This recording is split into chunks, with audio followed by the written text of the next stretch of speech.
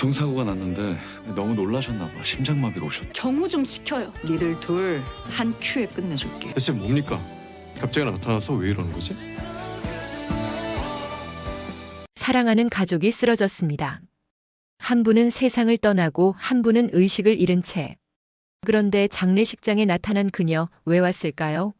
그리고 지역 앞에 갑자기 나타난 옛 여자, 대체 무슨 일이 벌어지는 걸까요? 37회 눈물과 음모가 동시에 몰려옵니다. 36회 마지막 조옥래와 김다정이 교통사고를 당했습니다. 아, 정말이지 이렇게 갑자기 두 사람에게 이런 일이 생기다니.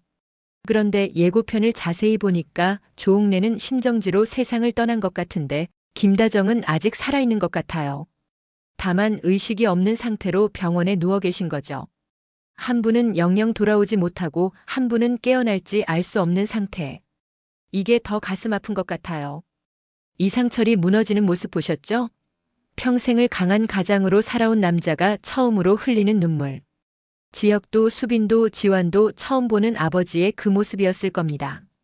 조옥래의 장례를 치르면서 동시에 병원에선 김다정이 의식 없이 누워있는 이 가족이 겪어야 할 고통이 얼마나 클지 상상이 안 돼요. 그런데 조옥래의 장례식장에 상주도 아닌 영라가 나타납니다. 고성이가 말리죠. 네가 왜 직접 가? 당연한 말입니다. 이미 지환이랑 헤어졌는데 무슨 자격으로 가느냐는 거겠죠. 그런데 영라는 그 말을 뿌리치고 갑니다. 엄마 경우 좀 지켜요. 이 대사 하나에 영라의 진심이 다 담겨 있더라고요. 사랑하는 사람이 힘들 때 곁에 있어주는 게 사람 도리 아닙니까? 체면이고 격식이고 다 필요 없는 거예요. 게다가 병원엔 김다정이 의식 없이 누워 계시잖아요. 두 가지 슬픔을 동시에 겪고 있는 지환 곁에 그냥 서 있어주고 싶었던 거죠. 예고편을 보니 빈소 한켠에서 울고 있는 지환을 영라가 달래주는 장면이 나올 것 같아요. 말은 없어도 그 눈물 하나로 서로의 마음을 확인하는. 아마 이 장면에서 많은 분들이 눈물을 흘리실 것 같습니다. 그런데 이 따뜻한 장면 뒤에 얼음장 같은 음모가 숨어 있어요. 고성이가 사립탐정사무소에 전화하면서 이렇게 말하죠. 이 기사가 문제였어. 너희 둘 한 큐에 끝내줄게. 운전기사 바로 지환을 말하는 거예요. 고성이는 이미 오토바이 사고로 지환을 위협한 전력이 있잖아요. 이번엔 더 치밀하게, 더 확실하게 두 사람을 갈라놓으려는 겁니다.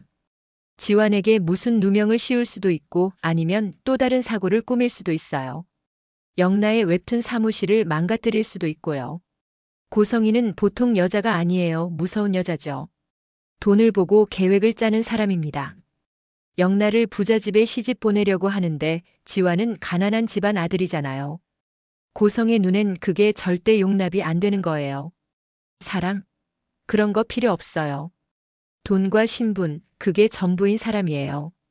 이런 여자가 사립탐정까지 고용해서 계획을 짠다는 건 정말 무슨 짓이든 할 수 있다는 얘기입니다.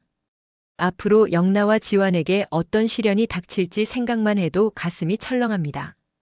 그런데 말입니다. 우진이 병상에서 고성희에게 묻는 말이 의미심장해요. 아직도 내가 성재 형을 이길 수 있다고 믿으세요? 성재가 친아들이 아니라는 건 다들 아는 사실이에요. 그런데 고성희는 왜 우진에게만 이렇게 집착하는 걸까요? 회사를 성재가 아닌 우진이가 가지길 원하는 거죠. 친아들이니까 당연한 건가요? 아니에요. 제가 보기엔 그것만은 아닌 것 같아요. 고성희는 우진을 통해서 뭔가 더 큰 걸 얻으려는 거예요. 권력이든 돈이든 명예든.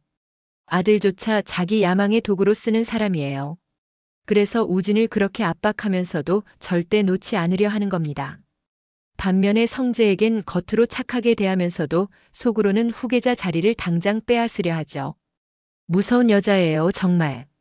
장례식이 끝나고 얼마 지나지 않아 지역 앞에 한 여자가 갑자기 나타나요. 정보아. 지역의 옛 연인입니다. 지역이 당황하면서 묻죠. 대체 왜 이러는 거야? 갑자기 나타나서 뭘 바라는 겁니까? 이 여자 보통 여자가 아니에요. 과거 지역이 돈을 보고 결혼하려 했던 건설회사 사장 딸이었거든요. 그런데 이 여자가 결혼식 당일에 지역을 버리고 도망가 버렸어요. 그 상처가 얼마나 컸겠어요. 하객들 앞에서 혼자 남겨진 신랑의 마음이 어땠을까요? 그런 여자가 왜 이제 와서 나타난 걸까요? 혹시 사업이 망했거나 결혼이 파탄났거나 아니면 지역이 다시 성공한 걸 보고 돌아온 건 아닐까요? 그런데 이 상황에서 제일 주목해야 할 사람이 은호예요. 36회에서 은호가 목숨 걸고 우진을 살렸잖아요. 그 후 지역과 은호는 점점 마음이 흔들리기 시작했죠. 이제 막 가까워지려는 순간인데 갑자기 옛 여자가 나타났어요. 보통 같으면 은호가 물러날 것 같죠? 착한 사람은 자기 마음을 숨기고 뒤로 빠지잖아요. 근데 왠지 이번엔 다를 것 같아요. 은호가 지역을 잡을 것 같은 느낌이 들거든요. 생각해보세요. 지역이 은호를 좋아하고 은호도 지역에 대한 마음이 점점 가까워지고 있는 상황이에요. 우진을 살리려고 목숨까지 걸었고 가족의 슬픔도 함께 나눴어요.